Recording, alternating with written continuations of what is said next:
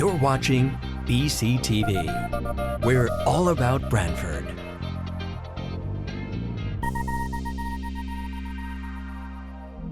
You're watching BCTV, Brantford Government Television, a service of Brantford Community Television. This program is brought to you in part through the support of the town of Brantford. Okay, welcome. We'll call the Board of Selectmen's meeting for June 26, 2024 to order. Just remind everyone this is a special meeting, not a regular scheduled meeting. Item 1, to discuss, well, we'll take a motion to approve pending tax appeals. It does have executive session. However, the attorney that presents is not here. However, did provide each selectman with a memo regarding that. This is for a proposed settlement for one Halsted. If the board would like to entertain. I'll make a motion to approve. Second. Move second. And any further discussion? Hearing none. All in favor, say aye. Aye. All right. Item 2. Is Brian Devlin here? No, he's not here. All right. Let's skip to item 3. To consider if appropriate approve a request from Alex Paluzzi, Director of Parks and Recreation, to waive the bid for the purchase of a 2024 Kia EV9 electric vehicle from Premier Subaru in the amount of $57,430. Thank you. Dale Izzo, our Assistant Director, is with me tonight. I know that each of the selectmen has the packet that we had. When we went into this budget this past year, we've been looking to purchase our first EV vehicle. When we got into it, we didn't realize when we were looking for an SUV that some SUVs, they're different sizes, smaller and bigger. And we were really looking for a lot of cargo space, like in a 4x4 vehicle. So what we did at the time is we went out and we went to 7 different dealerships. In front of you, you have 5 different pricing breaks on different types of vehicles. And we know that we had $50,000 that was allocated to the from the Board of Finance, also supported by the RTM subcommittee in the RTM, full RTM. And there's been a little bit of discussion on EV vehicles going back and forth. We know that 4 other departments in town do have different EVs in their fleet now in charging stations, and we also have one at Foot Park, and we're hoping to get one in the future at Hammerfield at the community center. I know there was dollars allocated earlier this year out of last year's budget to try to do that. So we're looking towards that. The other thing is we have a Ford Escape that actually takes care of 5 of us that I've had for 14 years.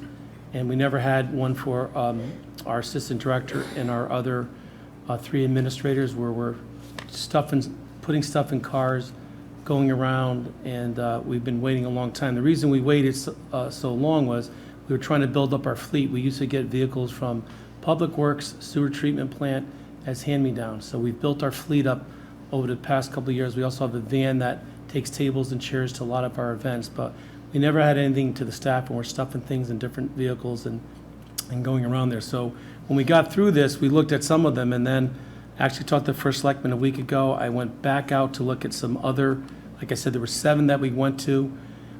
We went back on that we were focused on when we asked the Board of Finance originally, and we were moving in that direction, that we really wanted an all-electric vehicle for our department, and that's, but then we needed bigger space. So this Kia EV9 all-wheel from Premier Kia really would serve that part for us. The other thing too is I did go on the state website of what was there. There's 16 contracts. One is Northwest Hills, which is Chevy. We kind of we have a vehicle actually coming from there. One of our last trucks coming there, but there was nothing that really met the criteria of what we wanted in an EV vehicle of that magnitude, of that space. Maybe Dale can talk a little bit about some of the things that we do with the vehicle, why we needed the space. Yeah, so this one would serve so that we could put medical equipment in it, playground equipment, first aid supplies, even like paper supplies for like when we're at one of the parks and it's out of toilet paper, we just kind of keep that stuff in. we do a lot of moving of stuff, and it's kind of going in and out of personal vehicles, and sometimes we get like an old beat-up vehicle from Public Works that we're, trying to use for 2 months, but it's really more than 2 months than just the summer to move stuff around. Like T-shirts and that kind of stuff, so, for jazz, for camps. We're back and forth to schools with programming. I also like to thank Donna Leach and her husband, Brian. When we got into this, we started looking at the Tesla. We looked at Solterras, we looked at a lot of different vehicles, the Nero, of what we want there. But we felt that this would be the best vehicle for our needs moving forward. Okay, so just to summarize, essentially the department evaluating your needs identified essentially the specifications you were seeking in a vehicle, rather than actually putting that down and issuing a bid process. You took the time to go to multiple dealerships, test drive multiple vehicles, meet with many people, and determine this is the best fit for the department's needs based on it. Yes.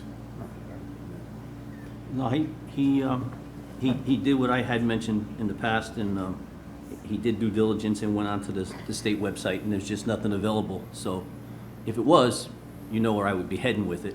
But seeing there's not, then I think it meets the needs of the town also that you did that. So now you can say, I'm going here because of, I'm not bypassing the state bid process. So I appreciate the time you took to do that. Okay. Can you get a motion to? Motion to approve. Second. Move second. Any further discussion? Hearing none. All in favor say aye. Aye. And pass. Thank you. Thank you very much. Item 4, to consider if appropriate to waive the requirement for the advertising and bidding and approve a power purchase agreement with the Connecticut Green Bank for the proposed solar array located at 100 Tabor Drive, Ecology Park. We have Mike Mackey Dykes here from Connecticut Green Bank to give an overview of this program. Before Mac, welcome. This is an area up on, it's a former town landfill referred to now commonly as Ecology Park. This area where the Green Bank is proposing to install a solar array is just the same area that was identified and approved and submitted to DEEP as part of our landfill closure plan for the installation of a solar array back in, I think the plan was approved in 2012, submitted in 2012, 2013 to DEEP. We had since went out to an RFP back in 2015, I believe it was, selected a developer at that time, actually went through in the same, pretty much the same footprint, received all planning and zoning approvals for this location. However, that developer at the time only proceeded with one project, which is the one on the lower Tabor property, not on top of the landfill. We've then been in discussions with Connecticut Green Bank, and Mackie can go a little bit more about their program, but they are proposing solar installation in that very same footprint, or very close to that footprint that was previously approved. The Board of Finance Monday night gave a favorable review under Chapter 42 of our town code, financial obligations review. Prior to us taking action, gave that the PPA a favorable review. The PPA has been reviewed by the town attorney. There were some minor comments, nothing substantial that would change the project in any way, just some language suggestions more. Those were shared with the Green Bank, and we'll continue to have the town attorney involved. One issue that did arise, because this is taking a little bit of a different process as the other one in terms of approvals, the RTM under 73-3 of the town code requires their use, to approve the use of the land. Anytime we're going to encumber town land, or lease, or sell town land, it requires RTM approval. Prior to this meeting, I did reach out to the chairman as well of the Admin Services Committee to ask, and he was amenable to including that on their July 2nd committee meeting, and did email as well as the moderator of the RTM to ask if it could be placed on the July RTM meeting. So that's the process. I'll now turn over to Mackie to give an overview. Great, thank you. Thank I you. have some materials here. Is it appropriate Sure. to share? Or? Thank you. Thank you, Matt.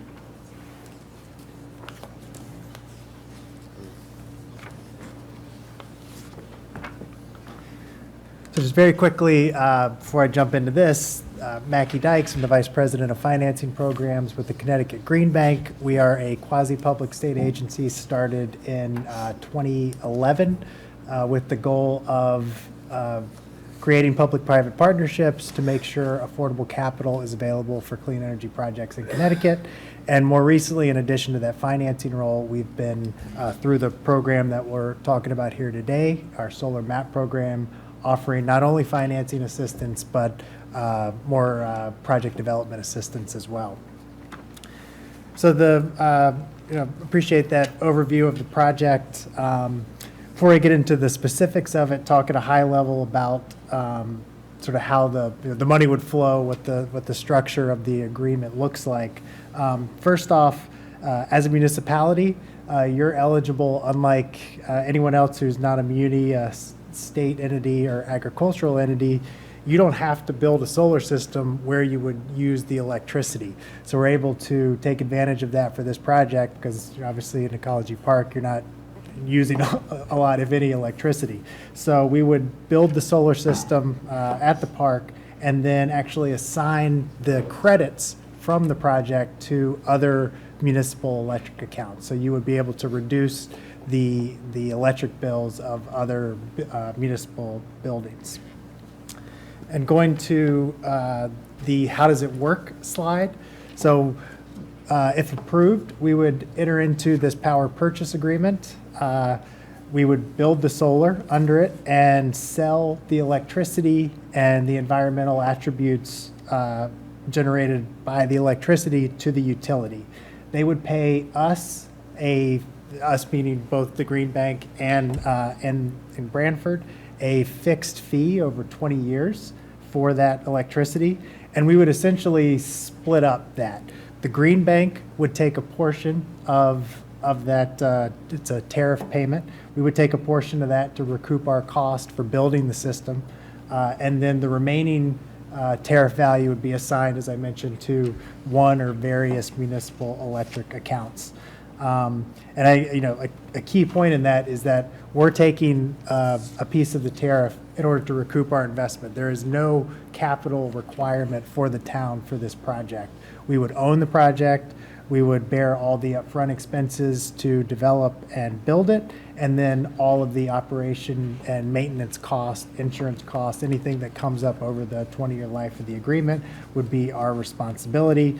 That's why we take a portion of the tariff to repay those costs and provide the revenue for those ongoing expenses.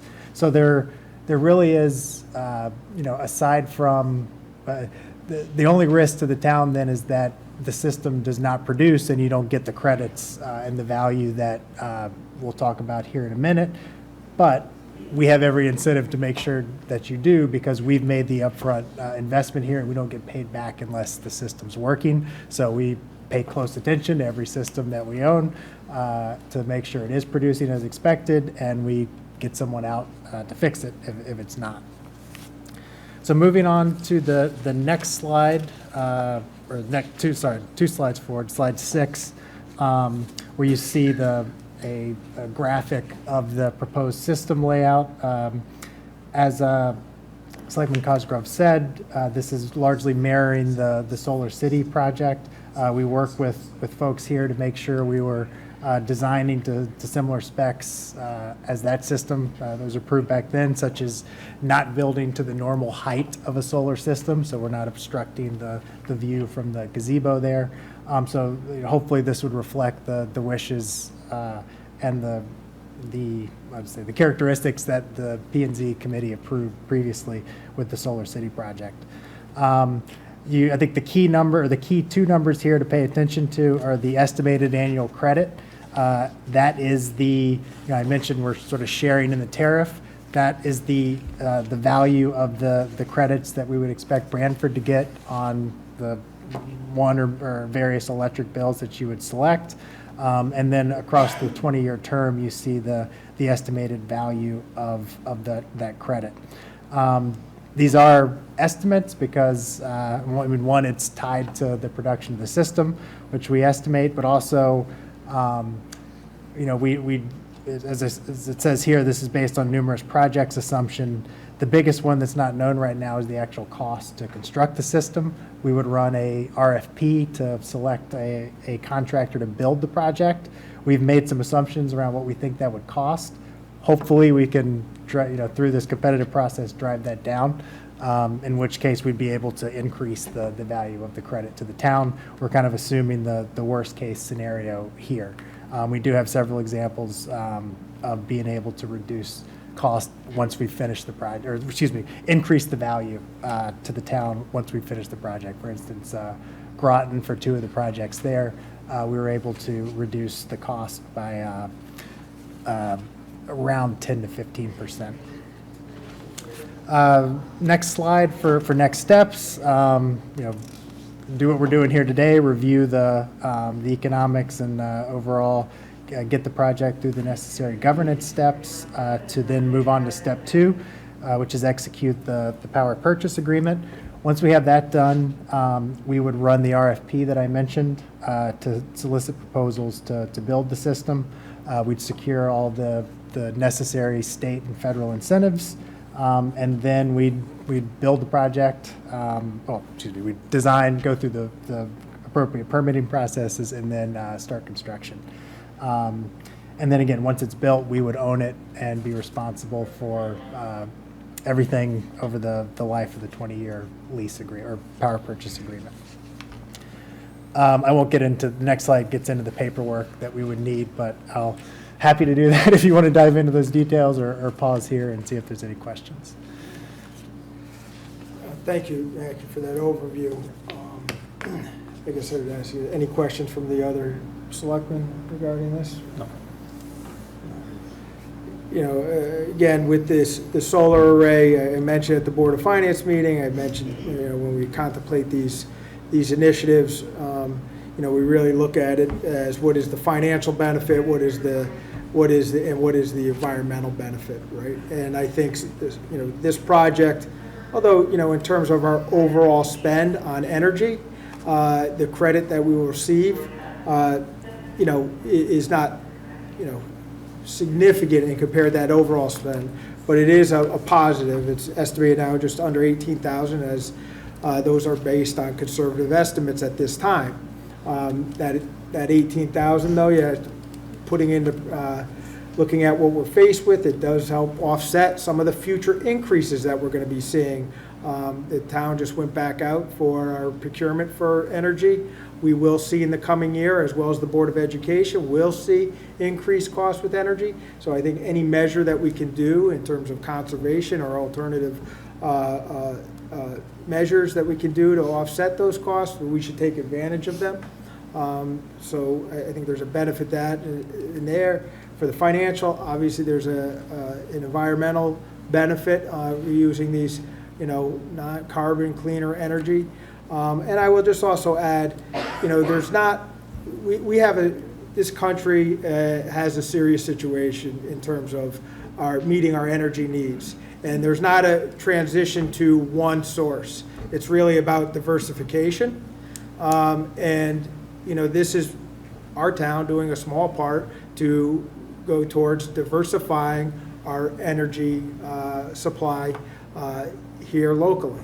So I think, that's why I'm supportive of this project and hope to get the support of not only this board, but, when we move forward to the RTM. I'll move it.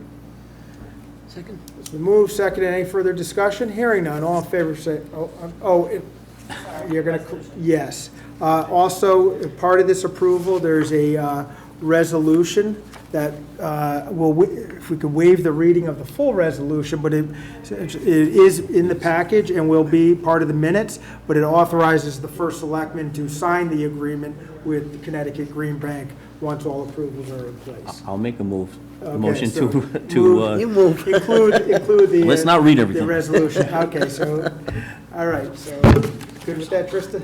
All right. Thank you. All in favor, say aye. Aye. Thank you. Thanks. Thank you. Thanks for the reminder, Tristan. All right. Item 5, to review and discuss a petition to add plant and flower beds to the green area near the First Baptist Church in Tyler Park.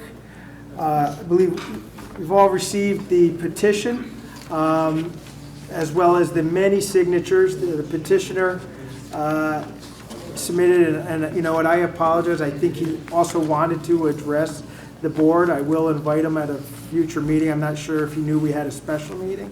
Not sure if we have to take any action on this if tonight. There's really asking for the board's support in expanding the pollinator gardens that are located on the green adjacent to Baptist Church, which you may have been out there next to the butterfly tent, which the petitioner, Craig Overson, working with the Green Committee as well as Public Works, installed those pollinator gardens.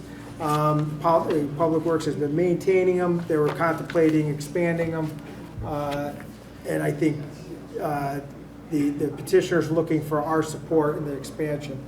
I will say the pollinator gardens do add to the green. They add a interest. They add environmental benefit, and long term, if the town decides to change it, they're just wildflower. You mow it down, you plant grass again, if that's what the town would like. So I don't see any harm.